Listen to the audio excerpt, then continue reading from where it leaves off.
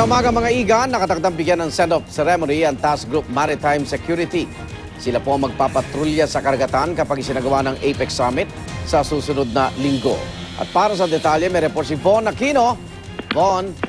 Yes, Igan, good morning. Anumang oras ngayon ay magsisimula ng send-off ceremony sa mga miyembro ng Task Group Maritime Security para sa gaganaping APEC Summit sa darating na linggo. Sa ngayon, Igan, ay hinihintay na lamang yung pagdating ni PNP Chief Ricardo Marquez para pangunahan itong send-off ceremony. Ang naturang task group ay binubuo ng Philippine Coast Guard, Philippine Navy, PNP Maritime Group at CCG Auxiliary.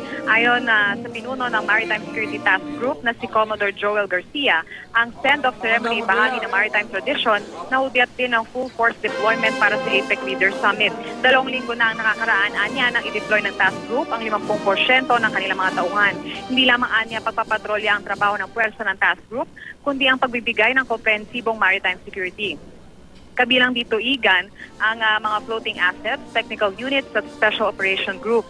Hindi naman bababa sa 80 floating assets ang i-deploy ng PCG. Kabilang na ang 7 commissioned vessels, 3 patrol fast craft, 1 fast boat, 5 inflatable boat, 24 na aluminum boat, 1 speedboat, 3 rubber boat, 2 fiberglass boat at 4 na yate.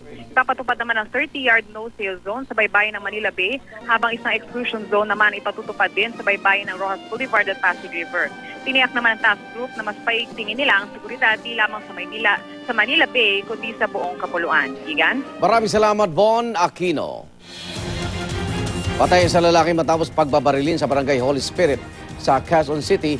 Tagtad ang tama ng bala na matagpuan ng biktima na si Ornald Dismanos pasado alas 3 sa madaling araw kanina. Ay sa kapatid ng biktima, sunod-sunod na putok ng baril ang kanyang narinig. Pero hindi niya inakala na ang kanyang kapatid pala ang binaril. Inimbestigahan na po ng mga otoridad ang motibo sa krimen.